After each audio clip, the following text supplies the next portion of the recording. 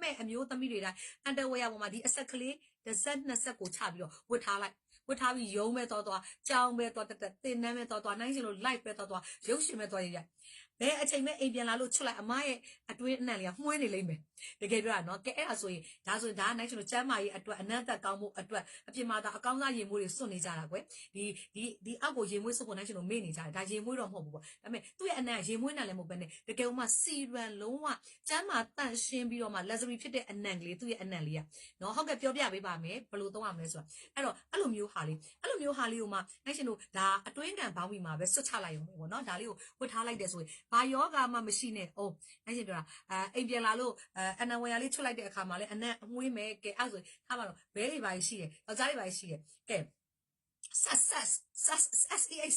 ဆက်ကိစ္စပေါ့လို့တော့မယ်ဆိုလို့ချွတ်ချလိုက်ရင်လေလုံးဝအနံလေးရမှုတယ်ဒါကဟဲနင်ကကျမကြီးတော့ပဲပြောနေတယ်ကိစ္စပေါ့လို့တော့မယ်ဆိုလို့ချွတ်ချလိုက်ရင်လေလုံးဝအနံလေးရမှုတယ်ဒါကဟဲနင်က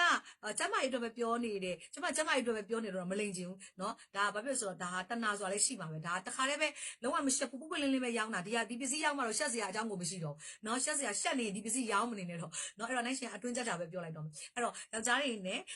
ဆက်ဆံတော့မယ်ဆိုလဲဆွဲချလိုက်တဲ့အခါမှာနန်ဟောင်နေလို့မဖြစ်ဘူးလေเนาะအဲ့တော့မွေးလေးနဲ့မွေးတာတော့ကွာထောင်းကနေရေမွေးစွပ်ပြီးတော့မွေးချတာမျိုးဆိုရင်တော့ဒါ overdate ဖြစ်သွားပြီဒါကမသိတဘာဝကို့အသားတွေကပဲထွက်နေတဲ့ပင်ကိုအနံ့လိုတဲ့မှာတင်းလေးနဲ့ luxury အနံ့လေးဆိုတော့အရန်မိုက်တယ်ညဘက်အိတ်ခါကြီးကြာရင်လေ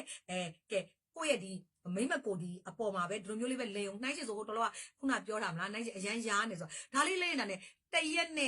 ရက်ခွဲပဲနောက်နေလုံးဝပြန်မရတော့အဲ့တော့ဒီမှာအတွင်းနိုင်ရှင်ရဲ့အတိညီမလေးကအခုညီမလေးတယောက်ကပေါ့နော်အမသမီးရတဲ့ဘောနော်အဲ့သမီးရဲ့တက်အိမ်ထဲမှာဒီတက်အိမ်ဘယ်လိုယာတီလာတဲ့နေရာမှာပေါ့နော်သမီးအရန်ရားနေရေပေါ့နော်အရန်ရားဆိုဟဲလို့မြို့